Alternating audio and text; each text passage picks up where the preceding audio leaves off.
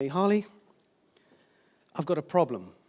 I've got 2 tickets, well, 4 tickets, 2 adult tickets, 2 junior tickets for a holiday in Barbados for Christmas. I said, how can that be a problem?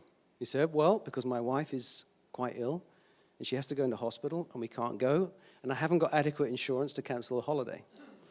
But if you make a decision today, you can have them for half price. But I need to know now. I really have to phone the company back and tell. And I think, Barbados. Could be fun. Right, I'm in. I'm your man, definitely. So I buy those tickets.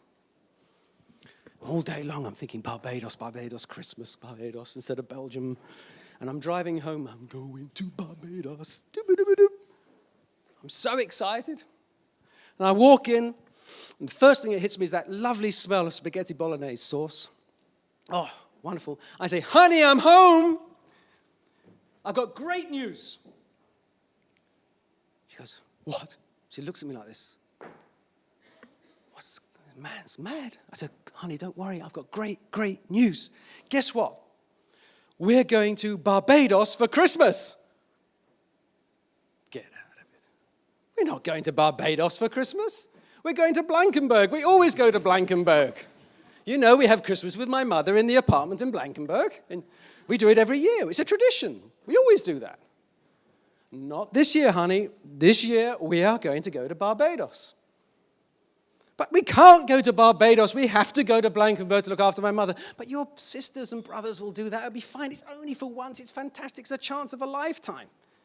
You are completely out of your mind. We are not going, and that's it. It's final. Out of the kitchen. And I'm thinking, bloody hell, of all the women in the world, I have to choose one that is not open to a good idea, even when it benefits everyone. How is it possible? She's so intelligent. She's studied so hard. How could she be so stupid?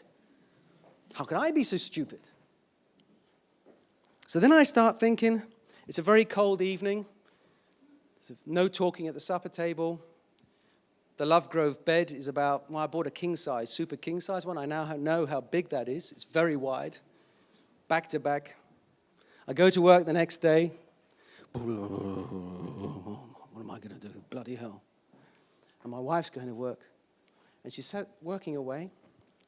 And somebody says to my wife, oh, you don't look very clever today.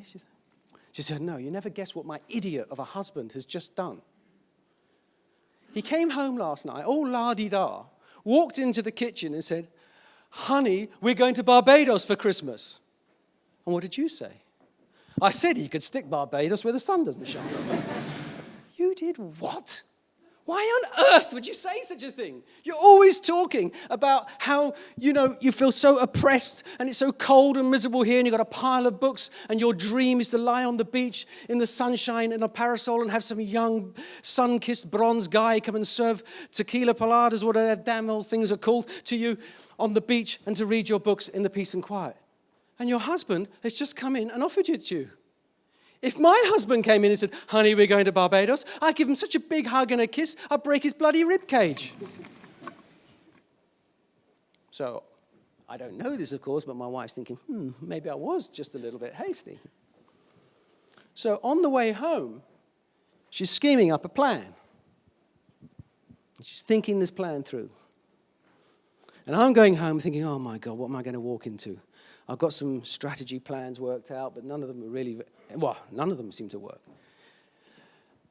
And I open the door, and the radio's playing. Oh, good sign. She's not singing, but the radio's on. Always a good sign. So I go up and go, hi, honey. None of this hi, honey stuff here. No. Now, just remind me of one thing, Harley. You bought the tickets, right? Yeah. You can't hand them back, right? No. Okay. Well, you know that our children, the 2 boys, have been doing this marine project at school. And I go, yes. I don't really. Yes. Well, I think we shouldn't have a holiday. We should have an educational trip, study trip, field trip to Barbados. And I think we should all go and do the scuba diving and learn more about the fish and the marine life in the Caribbean. And I think, my God, an alien's entered her body. She hates water. There's just a little bit of water in her ears. Woo! Paddling maybe up to here.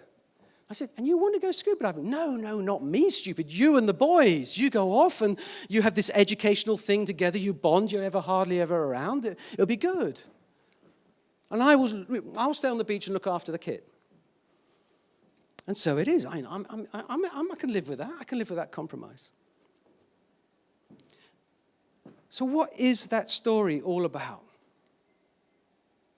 Why do we resist when it's clearly in our benefit and to our benefit not to resist?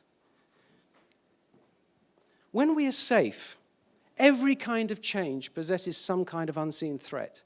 If any of you go to weekly meetings, just try the next time sitting in a chair which you don't normally sit in. Not only do you see the room from another perspective and the meeting from another perspective, but you'll be surprised the reaction that people have.